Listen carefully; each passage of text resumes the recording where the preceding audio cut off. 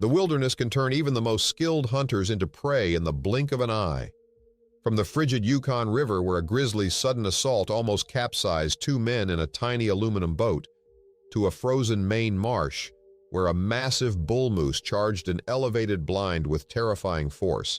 In this video, you'll witness 6 encounters that push hunters to the edge, testing nerves, skill, and sheer will to survive in nature's rawest moments. At dawn on October 8, 2025, a cold mist hung over the Sokotelin Mountains as Ranger Sergei Volkov guided his Ulyanovsky Avtomobilny Zavod through a maze of frozen tracks, the headlights cutting across birch and larch rising in pale silence. A missing hunter alert had come in the night before, 5 men overdue from a week-long boar hunt near the upper river, deep in the wildest heart of Ussuri Krai. The last radio contact from them had been 48 hours earlier, and no one in the nearby village had heard a word since. The region was known for its isolation and for the massive Ussuri brown bears that roamed these forests when the cold sharpened and the scent of blood carried far through the pines. Sergei's partner, Ranger Oleg Kharitonov, rode beside him, scanning the road for tire tracks half buried under frost. Both men had seen their share of grim recoveries in the taiga, but something about this call unsettled them. The hunters, Anatoly Petrov, Mikhail Zorin, Dmitry Alexeyev, Ivan Chernov, and Pavel Radov, were all seasoned men, experienced in remote hunts, known for caution and skill. None were the type to take foolish risks. The fact that 5 of them had vanished together without a distress call hinted at something violent, fast, and beyond their control. They followed the faint trail of a logging spur climbing into the high ridges, mud frozen into hard ruts where the tracks of heavy tires led deeper into the forest. Then, just past a bend where the trees thickened, the road ended abruptly at the sight of an abandoned pickup truck. Its doors were bent outward as if something had ripped them open from within, and the windows had been shattered inward, their shards scattered across the snow like broken ice. Blood soaked the seats and pooled beneath the doors, frozen into dark patches that gleamed faintly in the weak morning light. The air was still, but the smell of iron and decay lingered, heavy and unmistakable. The Rangers approached cautiously, rifles slung but ready, the snow crunching under their boots. The first body lay half inside the cab, its shape twisted against the steering wheel, face torn and unrecognizable. Another lay sprawled near the rear of the truck, one arm outstretched toward a dropped rifle. The weapons chamber was empty, and the forest floor around it was churned and clawed. Sergei knelt beside the prints pressed into the mud, broad, deep, and round, with long claw marks cutting several centimeters into the frozen earth. They belonged to a massive bear, far larger than average, and judging by the spacing and depth, it had weighed easily over 500 kilograms. The third and fourth bodies were found several meters away, dragged into the trees as if the predator had tried to cache them. The ground was torn apart, bushes flattened, and snow scattered with bone fragments and scraps of torn fabric. A fifth corpse lay against a stump, a hunting knife still clutched in one frozen hand, the blade stained dark. All 5 men had fought. Spent cartridges littered the ground near the truck. 7.62 mm rounds from their hunting rifles, and several bullet strikes marked the trees around the clearing. Whatever had happened had taken place in a rush of violence and panic, the men firing in all directions as the bear tore through their line. Oleg moved around the back of the vehicle, noting deep gouges in the tailgate where claws had raked through metal. The rear compartment still held part of a freshly butchered wild boar, its carcass half covered with canvas. The smell of blood would have carried for kilometers through the cold air, enough to draw any bear down from the ridges. The hunters must have made camp in or near the truck, confident that the vehicle offered safety. Perhaps they had kept the meat inside to protect it from scavengers, unaware that the scent alone would bring a grizzly of that size straight to them. The Rangers pieced the sequence together in silence. The bear had likely approached in the night, guided by the smell of blood and fat. When it reached the truck and found the doors shut, it had circled, clawed at the metal, and then, in a surge of strength, ripped open the cab.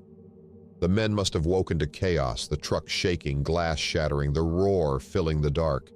At least 2 had tried to shoot from inside, judging by the spent casings scattered across the seat. But a confined space was no place to fight a 500-kilogram predator. Once it forced its way in, it had mauled the nearest men, then turned on the others as they fled into the snow.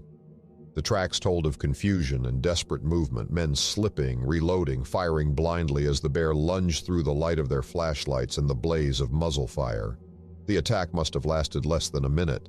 Then the bear fed briefly before retreating into the trees, perhaps wounded but alive, leaving behind a scene of ruin that now lay still beneath the dawn.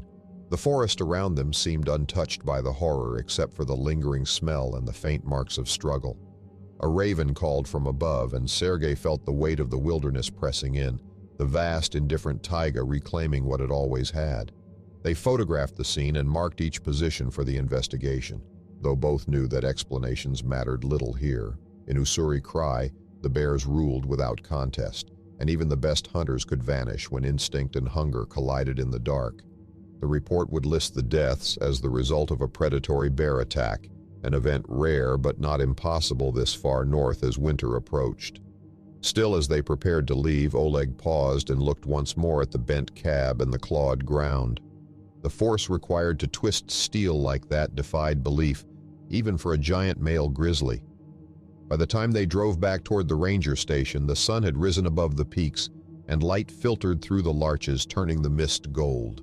Behind them, the truck and the bodies waited for recovery teams, silent witnesses to what had happened. In a land where snow would soon erase every track and claw mark, the memory of that night would remain only in the minds of those who had seen it, proof that the Sakottalin still belonged not to men with rifles, but to the beasts that hunted long before them. On the evening of November 2, 2024, hunter Miguel Torres pitched his small canvas tent along a narrow ridge deep in the Sangre de Cristo Mountains of southern Colorado. The rifle season for elk was open, and he had spent the entire day climbing through wind-scoured timber, following tracks that vanished and reappeared among the rocks. The air had turned thin and sharp as dusk descended, carrying the faint sound of bugles echoing across the canyon. It was the kind of wild silence that only existed at altitude, where the wind scraped through pines and the temperature dropped fast after sunset. Miguel was an experienced hunter, confident in the rhythms of the backcountry, but even he felt the weight of solitude pressing closer as the night came. He had built a small fire, eaten quickly, and laid his rifle beside him as the last light faded from the peaks. The stars emerged clear and endless, and the air held that brittle stillness of early November. When the wind shifted, he could smell pine sap, cold earth, and the faint musk of elk somewhere down the valley. He had seen fresh droppings that afternoon, and he planned to rise before dawn to glass the ridgeline again. Everything was in order, the camp neat, rifle cleaned, gear stored, food sealed, but in wild country, even perfect order meant little once darkness settled. Around 10 o'clock, he heard a soft sound beyond the glow of the dying fire, a slow, measured crunch of snow. It wasn't the clumsy step of deer or elk. It was deliberate, padded, and close. Miguel froze, listening, every muscle tightening as the night air pressed against the tent. A shadow moved between the trees, low to the ground, gliding in silence. When it passed near the firelight, the faint outline of a long body appeared, a tail curling like smoke behind it. A mountain lion larger than any he had seen, its movement fluid and confident, as if it had been watching him for hours. The predator circled the edge of the camp, staying just beyond the flicker of light, the dry leaves shifting under its paws. Miguel's pulse hammered as he reached for his .270 Winchester, the metal cold against his palm. He knew cougars were elusive and avoided people, but sometimes hunger, injury, or territory changed their instincts. He had no time to wonder which applied here. The sound moved again, a slow crunch followed by a pause, then the faint scrape of claws on frozen soil. The animal was testing him, reading his reactions, probing the scent of meat and sweat that clung to the tent. The fire cracked softly. Miguel's breath clouded the air. He could see his pack outside, hanging from a branch to keep scavengers away. Then, a sudden motion, a blur of pale muscle and tail, broke from the dark. The cougar leapt onto a fallen log, shoulders rippling, head low, eyes fixed on the tent. For an instant, its silhouette was framed by moonlight, its size startling, its body tense with predatory purpose. Then it dropped silently and began to circle again, closer now, the sound of its breathing faint but distinct through the thin canvas wall. Miguel steadied the rifle, barrel aimed at the opening, finger resting against the trigger guard. He tried to breathe evenly, but every instinct screamed at him to move, to run, to do anything but wait. The animal's shadow shifted again, then vanished. The quiet stretched long enough for him to believe it had gone, but then came a scrape against the tent pole, a low growl so deep it seemed to vibrate the ground. The cougar had come within a few feet, close enough that he could hear its claws dragging the frozen dirt. When it lunged, it came not for him but for the backpack hanging outside. The canvas wall bulged inward, the whole tent shuddering as claws tore at the fabric. Miguel fired through the opening, the muzzle flash blinding him in the confined space. The recoil knocked his shoulder back, and the roar of the rifle split the silence like thunder. He heard the cougar snarl, then another crash as it hit the ground. Without thinking, he chambered a second round and fired again toward the sound. Then silence. The only thing moving was the steam of his breath and the faint flutter of ash from the fire. Minutes passed.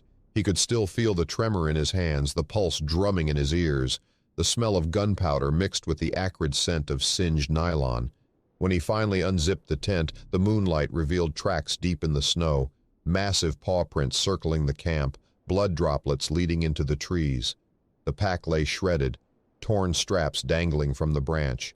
The cougar was gone, retreating into the darkness with a wounded shoulder and its hunger unmet. Miguel reloaded and stayed awake until dawn, sitting beside the coals as frost crept across his boots. Every gust of wind felt like movement, every shadow like a new threat. He knew mountain lions hunted silently and often returned to finish what they started. The line between hunter and prey had blurred the moment the animal chose to approach him. The night taught him something he hadn't learned in decades of hunting, that survival in the wilderness wasn't about skill or strength alone, but about the fragile calm that held when instinct demanded panic. When the first light reached the canyon, he packed quickly and left, following his own boot prints back toward the trailhead. The mountains were quiet again, the air brittle and calm. The elk bugles gone. Behind him, the snow had already begun to cover the blood, softening every mark until the ridge looked untouched. But he knew the memory of that night would not fade so easily. In the Sangre de Cristo Mountains, where predators moved unseen through the trees, the difference between a successful hunt and a fatal encounter could vanish with a single step or sound, and every echo of wind might carry the whisper of claws returning. On November 14, 2021, a cold rain swept across the coast of Kodiak Island, hissing through spruce branches and drumming softly on the tin roof of a small hunting cabin nestled near Uyak Bay. Hunter Derek Lawson and his partner Ethan Briggs had settled in for the night after a long day tracking Sitka black-tailed deer through wet tundra and mossy ridges that rolled toward the Pacific. Both men were experienced, disciplined, and familiar with Alaska's moods, yet nothing in their shared years of hunting had prepared them for the violence that would unfold before dawn. The cabin was simple but sturdy, built decades earlier by trappers who understood the island's harshness. Its single room held bunks, a stove, and the faint smell of salt carried from the sea. Outside, fog hung thick, clinging to the windows and swallowing the world beyond the tree line. The two hunters had returned just before dark, soaked and tired after dressing a deer they had taken near the creek. They had packed the meat into heavy coolers and stored them near the far wall to keep it away from the stove's heat. It was a habit practiced countless times before, but on Kodiak, where bears grew to monstrous size and followed scent for miles, every trace of blood meant risk. The rain eased into mist as midnight passed. The only sounds were the rhythmic creak of the roof in the wind and the faint pop of the stove's fire. Derek slept lightly, half listening to the forest beyond the thin walls. He had always respected this land's predators, knowing that here the hunter was never truly at the top of the chain. Around 3 a.m, a sound pierced the quiet, a deep, dragging noise, followed by the muffled thump of something heavy pressing against the wall. At first he thought it was the wind shifting debris, but then came the unmistakable scrape of claws against wood. He sat upright, every nerve alive, as another heavy impact shook the cabin. The sound was slow and deliberate, the rasp of breath audible even through the planks. Ethan stirred, confused, as the wall bulged inward. Then, in one violent crash, the wood splintered. Boards snapped like kindling as a section of the wall gave way, filling the room with cold air and the raw scent of animal musk. A massive Kodiak bear, likely over 1,600 pounds, had torn through the structure as if it were paper. The beast's head and shoulders filled the opening, fur glistening with rain, eyes reflecting the flicker of firelight. The men froze for a fraction of a second, then chaos broke loose. The bear surged forward, its paw swiping across the table, scattering gear and food. The sound of claws scraping across the floor mixed with the deep, guttural roar that filled the small space. Derek grabbed his Ruger Hawkeye .375H and H Magnum from beside the bunk, chambered around, and fired through the wrecked wall. The recoil slammed into his shoulder, and the report echoed through the cabin like thunder. The bullet struck the bear high in the shoulder, but the animal didn't fall. It spun, roaring louder, teeth flashing in the dim light. Ethan stumbled toward the stove, trying to grab his rifle, but the bear lunged again, half inside the cabin now, claws tearing deep grooves in the wood. A chair flew across the room, and the heavy table toppled under its strength. Derek fired again, the muzzle flash illuminating a blur of fur and debris. The second shot struck closer to the chest, and for a moment the bear staggered, its growl breaking into a choking roar. Then it retreated halfway, slamming its body against the wall and dragging a cascade of splinters down with it. The noise faded for several seconds, replaced by labored breathing and the creak of damaged timbers. Then came a final crash as the bear struck the doorframe, shattering it into fragments before retreating into the night. Derek stood motionless, the rifle still raised, smoke curling from the barrel, every sense sharpened to the edge of panic. The fog outside glowed faintly under the moon, hiding everything beyond a few feet. The forest had gone silent, as if even the wind refused to move. They waited until dawn, sitting in the wreckage, the stove's embers flickering low. Neither man spoke, the smell of gunpowder and blood mixed with damp wood and fear. When the first light spread across the bay, they stepped outside to survey what remained. The ground was torn apart, heavy prints circling the cabin where the bear had paced before the attack. One wall was almost destroyed, jagged planks hanging loose, and the door was gone entirely. Inside, chairs lay broken, their gear shredded, and the cooler that held the deer meat had been dragged halfway across the floor, its lid clawed open and dented. A trail of blood led into the fog, thick at first and then fading among the ferns and rocks that sloped toward the creek. Derek followed it for a few meters before it vanished in the mist. Somewhere out there, the wounded bear moved through the forest, perhaps dying, perhaps waiting. On Kodiak Island, even wounded, such a creature remained a force beyond reckoning. By mid-morning, the two men had packed what they could and radioed for pickup. The cabin, once a safe refuge, now felt like a trap barely strong enough to withstand the wilderness pressing against it. As the helicopter arrived later that afternoon, Derek looked down one last time at the small clearing below. From above, the cabin appeared fragile, a tiny scar amid endless green and mist. The official report would later describe the event as a defensive encounter, an extremely large Kodiak bear drawn by the scent of game meat attacking a remote cabin during pre-dawn hours. But reports couldn't capture what it had felt like inside that room, the instant when the wall exploded inward, when human strength and preparation meant nothing against the raw, ancient force of a beast born to dominate this land. Even in the heart of the modern hunting world, with rifles and training and experience, Derek had learned a truth that lingered long after he left the island, that on Kodiak safety was an illusion, and the wilderness was never conquered, only endured. On November 18, 2023, the mist hung low over Slovakia's Little Carpathians, wrapping the forest in a damp silver haze that blurred every shape and muffled every sound. Hunters Matej Novak and Pavel Dusek had been moving slowly through a stretch of steep beech and oak forest since first light, rifles chambered in .308 Winchester, searching for red deer that often grazed along the ridges before retreating into the valleys.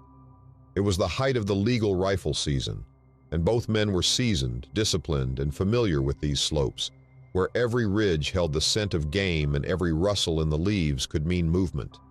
The ground was slick from a week of rain, each step sinking slightly into dark, wet soil. The air was heavy with the scent of decaying leaves and wild mushrooms, and fog clung stubbornly to the hollows. The two hunters had found fresh tracks earlier that morning, broad hooves pressed into the mud, leading uphill through thick oak stands. They moved with deliberate quiet, rifles ready, breaths shallow, scanning the dense terrain for any sign of antlers through the mist. Everything felt still, balanced between patience and expectation. Then, from somewhere ahead, a low grunt echoed, deep and guttural. Pavel froze, his eyes cutting toward the sound. It was too heavy, too coarse for deer. The forest erupted in an explosion of movement as brush splintered and leaves flew. A group of massive wild boars burst from the undergrowth, their bodies dark and powerful, shoulders rolling with muscle and speed.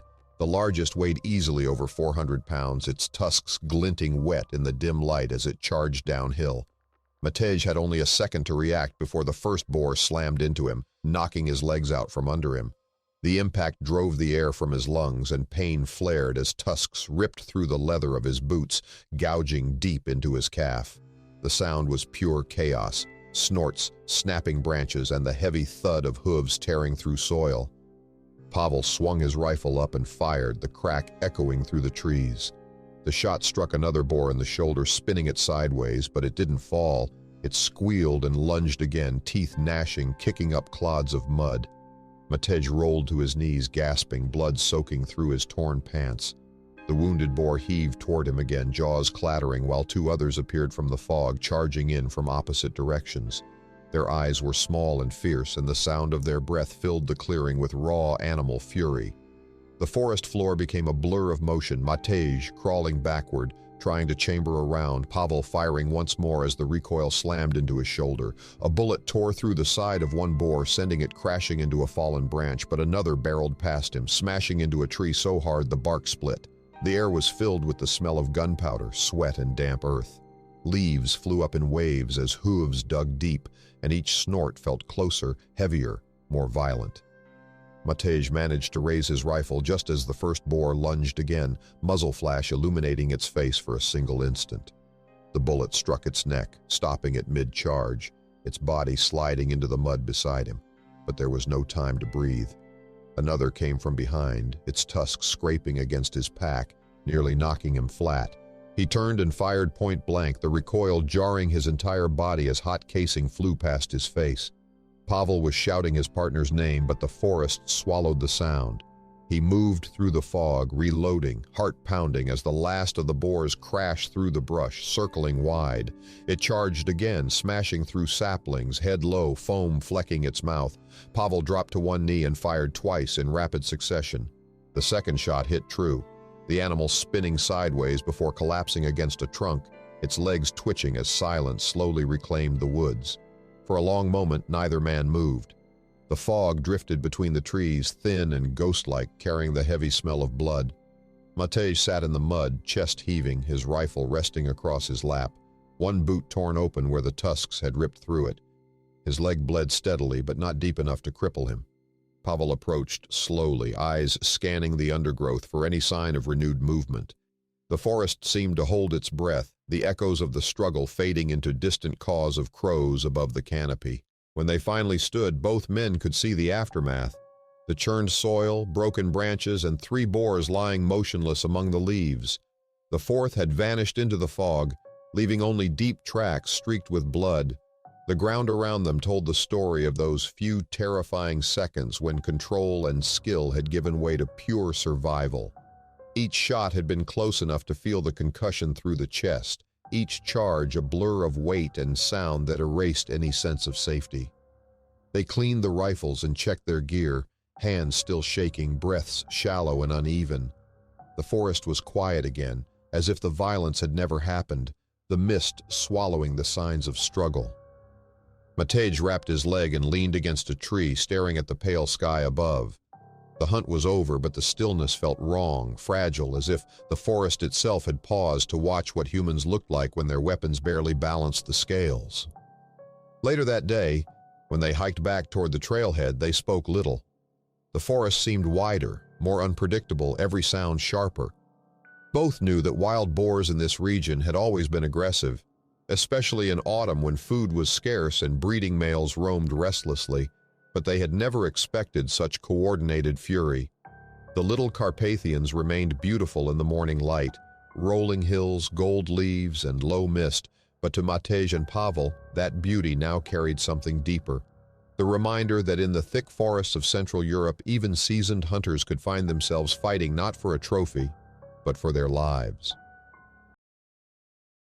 On August 12, 2019, Colton Hayes and Mark Rivers drifted silently down a narrow stretch of the Yukon River, the aluminum motorboat slicing through the still, fog-cloaked water as early morning light struggled to penetrate the dense canopy of spruce and birch along the banks. The river was deceptively calm, reflecting muted grays and greens, while the smell of wet moss and fish mingled in the crisp air. Both hunters had been scouting for brown bears during the legal draw hunt, their rifles, Colton's .338 Winchester Magnum and Mark's .3006, resting within reach, and their gear carefully secured in the small craft. They had left fish remains in the stern as bait, a routine precaution to attract bears without alerting them too soon. But even the most careful measures could not account for the awareness of a fully grown grizzly. Colton's eyes scanned the riverbank, noting broken branches and flattened brush where bears might pass, while Mark adjusted the small outboard engine, keeping the boat's drift steady along the narrow channel. The current was gentle, but the boat was light, easily tossed by wind or sudden weight, and both men knew the fragile balance of river travel in grizzly territory. They had hunted this region before, yet something about the heavy fog and the river's stillness carried an unnerving tension, the kind that sharpened every sense without warning. Then, without any sound to herald it, a massive shadow emerged from the mist along the bank. A grizzly, easily 700 pounds, moved with the impossible stealth of a predator accustomed to the silence of the forest, its eyes fixed on the boat. The scent of fish had carried farther than they expected, drawing the bear closer, testing the distance between itself and the humans in the small vessel. Colton spotted the movement just as the bear crouched low, its bulk almost hidden behind reeds and fallen branches, and instinctively froze, knowing any sudden motion could trigger an attack. Before either man could react fully, the bear lunged, leaping onto the bow with a terrifying explosion of power, claws raking aluminum and water splashing over their heads, cold and sharp against their skin. The boat pitched violently under the sudden weight, threatening to overturn in the shallow channel as Colton scrambled to maintain balance. The bear's roar shook the small vessel, echoing across the water and shaking the hunters to their core. Gear toppled in every direction, packs, fishing rods, a cooler, and the boat shuddered with the concentrated force of a predator accustomed to dominating everything in its path. Colton grabbed his .338 Winchester Magnum, raising it with trembling hands as the bear's massive head rose above the bow, eyes glinting with feral awareness, teeth bared, and every muscle tense for the kill. He squeezed the trigger, the rifle recoiling violently against his shoulder, and the bullet tore into the bear's shoulder. The animal snarled, a sound that vibrated through the hull and swiped violently with its claws, smashing more gear into the water and nearly flipping the boat entirely. Water poured over their knees, chilling them instantly while adrenaline surged and time stretched as every movement demanded immediate response. Mark swung his rifle up and fired point blank, the report deafening in the confined space, staggering the bear just enough to make it hesitate. The predator growled, circling on the bow, its paws scrabbling for purchase on the slick aluminum, and lunged again, testing both men's nerve and strength. The boat rocked under the repeated assaults, threatening to tip with each sweep of fur and claw. Colton braced against the gunwale, reloading quickly, heart hammering, pulse rising as he realized that survival depended entirely on precision, timing, and the thin edge between life and death in this confined, unstable space. The bear's eyes flicked between them, calculating, weighing risk against reward. It pawed at the boat, the metal groaning beneath its weight, and snapped at anything within reach, teeth tearing at straps and canvas, scattering remaining gear into the water. The hunters fired again and again, carefully aimed bursts through the chaos, each shot hitting, staggering the predator but failing to deter its feral determination. Both men moved instinctively, sliding along the hull, ducking, adjusting aim, keeping their focus on the one goal that mattered, forcing the animal back into the forest. Finally, after what seemed like an eternity compressed into seconds, the bear paused, swaying on the bow, breathing heavily from exertion and injury. Colton fired once more, striking the shoulder cleanly. and the animal roared, a terrifying combination of pain and rage before retreating toward the bank.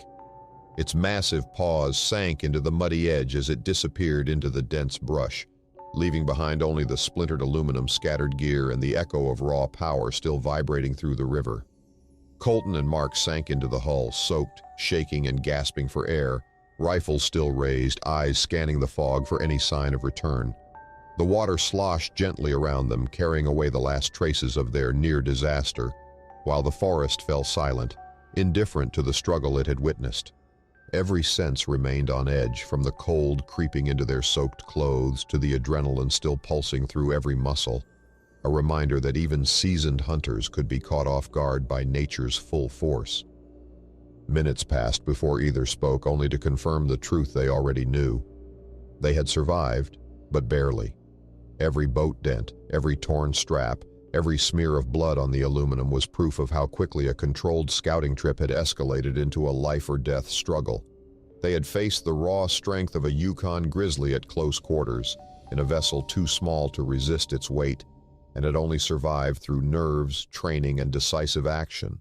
When the current eased, they slowly drifted toward a wider bend where they could safely anchor and assess damage.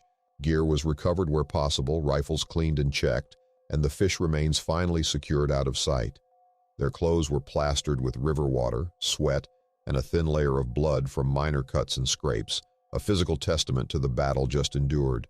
In the quiet aftermath, they realized how fragile control could be in the wilderness, how even legal hunting, familiar terrain, and proper preparation could be insufficient against an apex predator acting on instinct and opportunity. As the sun rose fully, lifting the mist from the river and revealing the vast, silent forest on either bank, Colton and Mark finally exhaled, their shoulders sagging with relief. The river continued to wind through spruce and birch as it had for centuries, carrying the memory of their encounter downstream, indifferent to human survival or struggle. They had faced the bear and survived, but the lesson lingered. In the Yukon, even the most experienced hunters were never truly in control, and every step in the wilderness was balanced precariously on the knife edge between preparation and the unpredictable power of nature itself.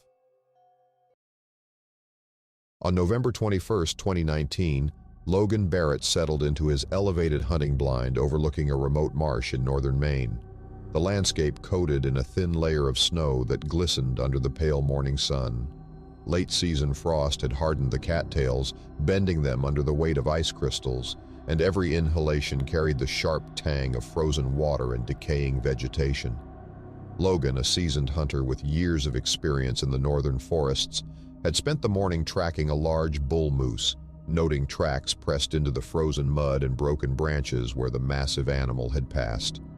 His .300 Winchester Magnum rested across his lap, the rifle clean and ready, while binoculars hung around his neck, scanning for the telltale movement of antlers through the dense cover. The marsh was silent but for the distant creak of ice and the faint rustle of reeds swaying in the wind. Logan's eyes were trained to pick out the slightest motion, every shadow shifting across the snow becoming a potential indicator of the moose's approach. He had been patient, knowing that late-season bulls could be unpredictable and aggressive, especially as mating instincts and hunger combined in the harsh Maine winter. Every step, every careful movement of his hands was measured, understanding that a mistake could provoke the massive creature he had tracked for hours. Around mid-morning, a broad silhouette emerged along the edge of the marsh. Logan's pulse quickened as he raised the binoculars, focusing on a massive bull moose, its antlers towering and scraping against low-hanging branches. Its coat was thick and dark, hooves sinking slightly into the snow, breath steaming in clouds as it moved toward the frozen cattails. The animal's head was low, scanning the area, muscles coiled with power that could topple the strongest man, and Logan knew that this bull, weighing well over 1,400 pounds, demanded both respect and caution. As he lifted his rifle, Logan felt a sudden shift in the moose's behavior. The animal's ears flicked back, nostrils flaring, and its stance tightened, a subtle but unmistakable warning. Logan's finger rested lightly on the trigger, prepared to shoot if necessary, but before he could settle the crosshairs fully, the bull surged forward with an explosive charge, its massive hooves smashing through the frozen marsh grass and snow, antlers raised and scraping the blind's wooden supports. The platform rocked violently under the force of impact, splinters flying, slicing through Logan's jacket and tearing his gloves where the timber had splintered. The blind groaned with the weight and force of the bull's charge, threatening to throw him against the back wall or out of the small structure entirely. Every second stretched impossibly long as adrenaline surged, heart hammering, breath shallow and rapid, and the sound of snapping wood mixed with the moose's labored snorts. Each strike a reminder of the animal's immense strength and unpredictability. Logan fired through a side panel, the recoil jarring his shoulder, the sharp crack of the .300 Winchester echoing across the marsh. The bullet struck the bull's shoulder, eliciting a startled snort and causing it to pause, but only briefly. The moose pawed violently at the floor of the blind, antlers scraping the side panels and ceiling, forcing Logan to retreat toward the back wall, crouching low as the structure rocked beneath him. Each movement of the animal caused the blind to sway precariously, threatening to collapse under the concentrated weight of the creature, and every second felt like an eternity as Logan calculated his next move, knowing that one misstep could end in serious injury or worse. The bull continued its assault, circling the blind, pawing at the wooden supports and snorting in frustration, ears flattened against its head, eyes wide and wild. Logan's fingers gripped the rifle tightly, ready to fire again if the animal approached the back wall. But the massive moose hesitated, one leg raised mid-step, nostrils quivering. Then, with a final snort and a powerful push against the side, it bolted back into the forest, disappearing behind a wall of trees, its hooves muffled by the snow, leaving the blind groaning and splintered in its wake. For a long moment, Logan remained still, chest heaving, hands trembling, eyes scanning the empty marsh. The snow around the blind was marred by deep hoofprints and scattered branches, a silent testament to the power and unpredictability of the bull he had just faced. Every muscle in his body remained tense, adrenaline still coursing through him as he assessed the damage. Splintered wooden supports, torn clothing, and a blind that now felt more fragile than a bird's nest in the wind. The marsh itself had returned to its quiet, indifferent state, as if nothing had occurred. Yet Logan could feel the echo of the encounter lingering in his chest, in his hands, and in the rhythm of his racing heart. He lowered his rifle slowly, fingers shaking, realizing that the elevated blind, though intended as a safe vantage point, had offered almost no protection against a cornered bull determined to assert itself. The lesson was immediate and clear. Moose, especially bulls in late season, could be as dangerous as any predator, and humans, even experienced hunters, could find themselves powerless in the face of their sheer strength. The snow and ice that coated the marsh now seemed sharper, the cold pressing deeper into his soaked gloves and jacket, a tangible reminder of the day's peril. Finally, Logan exhaled slowly, scanning the tree line for any sign of return, but the bull was gone, leaving only hoofprints, splintered wood, and a lingering sense of awe at the raw power he had witnessed. As he settled back in the blind, shaking and still frozen to the core, he understood that the wilderness of Maine, with its towering moose and hidden dangers, demanded respect, patience, and constant vigilance, and that even the most carefully planned hunt could spiral into a fight for survival in a matter of seconds. By the time the sun fully rose over the marsh, casting long shadows across the frozen cattails and sparkling ice, Logan had recovered enough to move cautiously back to the ground. Each step was a lasting reminder that hunting the largest game in the northeastern United States was not only a test of skill, but also a confrontation with raw, unpredictable strength, where survival could never be taken for granted.